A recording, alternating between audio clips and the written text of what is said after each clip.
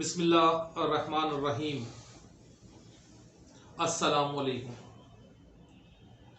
मैं मोहम्मद मंसूर एडवोकेट आपसे मुखातिब हूँ और हमारे इदारे Pakistan justice and peace forum की ये काविश रही है कि आवाम को ज़्यादा से ज़्यादा ऐसी मालूमात कानूनी फराहम की जाएँ जिनसे उन्हें उनके राइट्स का पता चल सके और वो अपने हुकूक का तहफ़्फ़ुज़ खुद कर सकें। इस मकसद के लिए हमने एक प्रोग्राम शुरू किया है कि वक्तन फ़वक्तन ऐसी वीडियोस हम बना रहे हैं और आवाम तक पहुंचाने की कोशिशें कर रहे हैं जो उनके राइट्स बताती हों। इससे पिछली वीडियो जो आई आप लोगों ने पसंद की, उनका बहुत शुक्रिया और ख़ास तौर पर मैं मिसेस अमृता जो कि कनाडा में हैं उनको बहुत बहुत थैंक्स कहूँगा कि उन्होंने हमारी वीडियोस को पसंद किया और उन्होंने जिस मामले पे बात की तो वो भी हम इंशाल्लाह लेकर आएंगे। और आप बेफिक्र रहें, इस बात को 100% इंश्योर रखें कि पाकिस्तान में माइनॉरिटीज़ के जो राइट्स हैं वो बिल्कुल गवर्नमेंट सेफ गार्ड करती है और करती रहेगी। बहरहाल आपका हमारी वीडियोस को पसंद करने का बहुत बहुत शुक्रिया और इंशाल्लाह आगे भी हम ऐसी मालूमाती वीडियोस देते रहेंगे। आज मैं जिस मसले पर या जिस मौजू पर आपसे बात करने के लिए हाजिर हुआ हूँ वो बहुत एक कॉमन सा मसला है। होता यह है कि हमारे माशरे में पुलिस को एक अंधाता समझा जाता है और ये समझा जाता है कि जी हमारे जो राइट्स हैं उस पर पुलिस सेफ गार्ड नहीं कर सकती या ये कि पुलिस जैसे चाहे हुक्मरान बन के बैठे। ऐसा नहीं है। देखिए, पाकिस्तान जो चल रहा है वो आइन और कानून के तहत चल रहा है। आइन और कानून ने सबके इख्तियारात मुतय्यन किए हैं।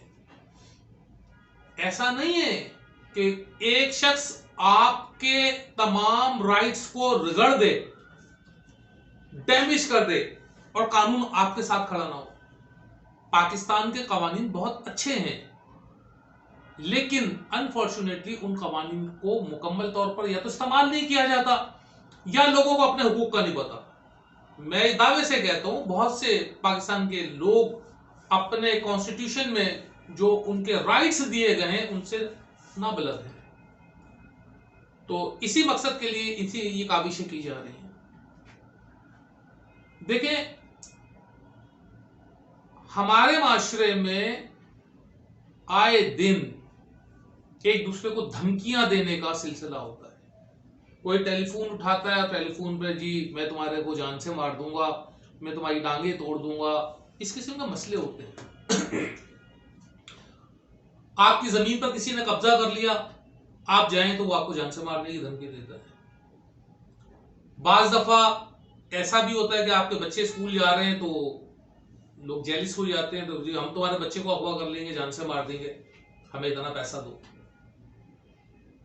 बाज दफा और भी दीगर मामला होते हैं जिसमें थ्रेट की जाती है, जिसमें के डराया जाता है, धमकाया जाता है, मुख्तलिफ जराए से हर्ट किया जाता है और अमूमन लोग इसको एक नॉर्मल सी बात लेते हैं कि ऐसे ही हम क्या कर सकते हैं, एक शख्स से उसने हमें धमकी दी, अब हम क्या कर सकते हैं। तो ऐसा नहीं है कि आप कुछ नहीं कर सकते। कानून आपको राइट देता है। कानून ये हक किसी को नहीं देता कि वो किसी भी जानो माल की नुकसान पहुंचाने की धमकी दे और उसको कुछ ना कहा जाए। ऐसा नहीं है। आप हर शख्स को पाकिस्तान की जुरिस्डिक्शन में अमन अमान के साथ रहने का मुकम्मल हक है और अमन और अमान के इस हक की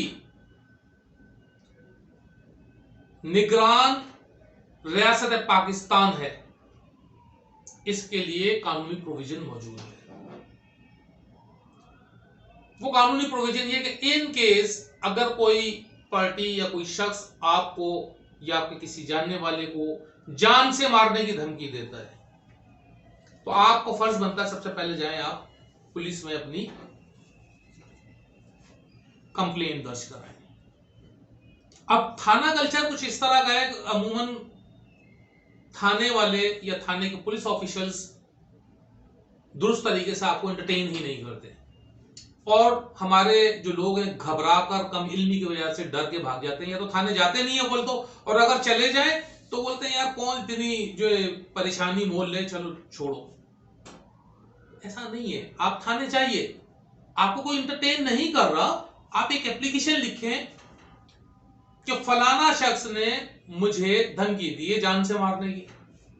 अच्छा, आप जब भी दरखास्त लिखें उसके कुछ उसूल होते हैं, जो भी वकूआ पेश आया है उसमें आप उसकी तारीख, वक्त वगैरह दर्ज करें और बताएं कि फलाना शख्स ने मुझे इस तरीके से जान से मारने की धमकी दी है, कार्रवाई की जाए।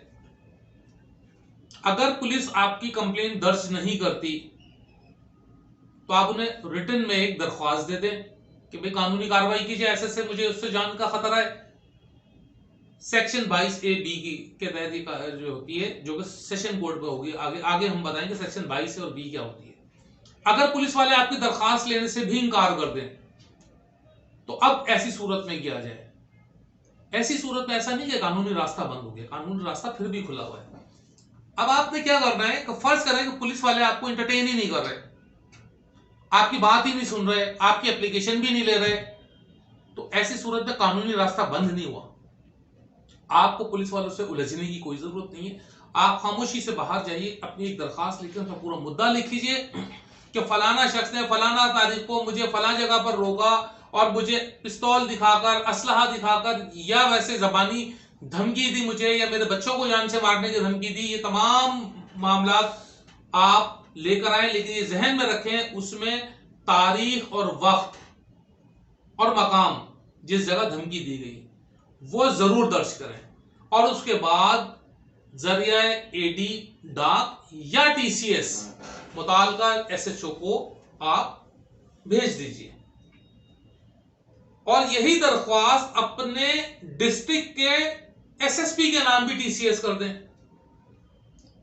ठीक है, अब अगर जो थाने वालों ने आपकी दरखास्त पहले ले ली है तो उसकी रिसीविंग लेकर आइए, अगर नहीं है तो ये जो TCS से आपने भेजी है इसकी रसीद और दरखास्त लेकर आप अपने डिस्ट्रिक्ट इन सेशन जज के पास एक पिटीशन दायर कर दें।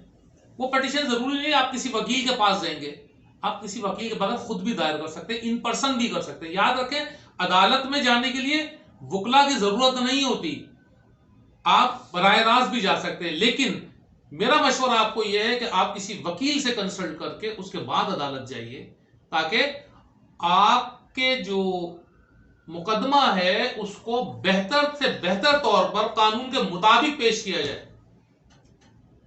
देखिए, मैं एक छोटी सी मिसाल दूंगा इस मौके पर। अगर आपको किसी बैंक में अकाउंट है और आप जाएं 1 लाख रुपए ले, बैंक का दरवाजा खोले और दरवाजे से अंदर फेंकें, तो वो आपके अकाउंट में जमा नहीं होगा। उसके लिए आपको स्पेसिफिक एक विंडो पे जाना पड़ेगा, एक स्पेसिफिक रसीद भरनी पड़ेगी, और उसके बाद एक कैशियर को देना पड़ेगा, और कैशियर उस पर स्पेसिफिक तरीके से स्टैंप लगाएगा। उसके बाद फिर वो आपके अकाउंट में पैसे मिलेंगे। अगर आप बैंक से अंदर फेंक कर आ गए ना तो आपके पैसे जाया हो गए। इसी तरह कानून के मुताबिक अगर केस को पेश ना किया जाए तो केस भी जाया हो जाता है। इसलिए बेहतर तौर पर हम ये कहते हैं कि किसी वकील से कंसल्ट किया जाए जो कि आपको कानून के मुताबिक आपके केस को आगे प्रोसीड किए।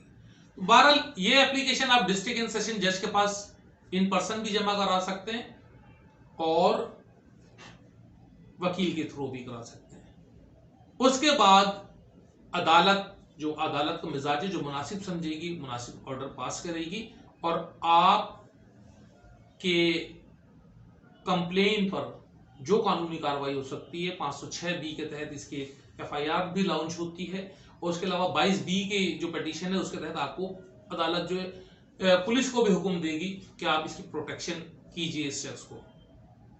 तो इस बात को इतना मामूली ना समझें।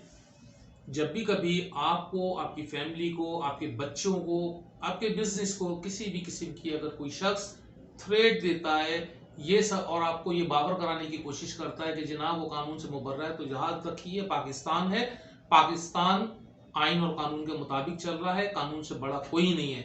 जहन में रखें कि आपके वजीर आजम पाकिस्तान को कानून की खिलाफ वर्जी पर ही फांसी हुई थी। यह भी याद रखिए कि जो एक वजीर आजम नाअहल हुए हैं वो भी कानून की खिलाफ वर्जी पर ही हुए। ये भी याद रखिए जिस वजीर आजम को सजा हुई है वो भी कानून की खिलाफ वर्जी की सूरत में हुई है। लिहाजा अगर कोई ये समझे कि पाकिस्तान में कानून से खिलवाड़ करके वो एक बेहतर मुस्तकबिल बनाएगा और उसका कोई कुछ नहीं बिगाड़ सकता, तो ये गलत है। आप अवाम बहुत ताकतवर हैं, बहुत ताकतवर हैं। आप अपने हुकूक को पहचानिए, कवानीन के मुताबिक अपने राइट्स का इस्तेमाल कीजिए। आपको अगर इंसाफ नहीं मिलता, मुताल्लिका हुकूमती और रियासती इदारे नहीं देते, तो आप अदालतों में जाइए। ऐसा नहीं है कि आपको अदालतों से इंसाफ नहीं मिलेगा, जल्द या बदीर आपको इंसाफ मिलेगा और आपकी सुनवाई होगी। इसलिए अपने राइट्स को पहचानते हुए कानून के मुताबिक जिंदगी गुजारें और कानून के मुताबिक अपने तमाम अफ़आल को अंजाम दीजिए। आज का मेरा यही आपसे मैसेज है। Thank you. Allah Hafiz.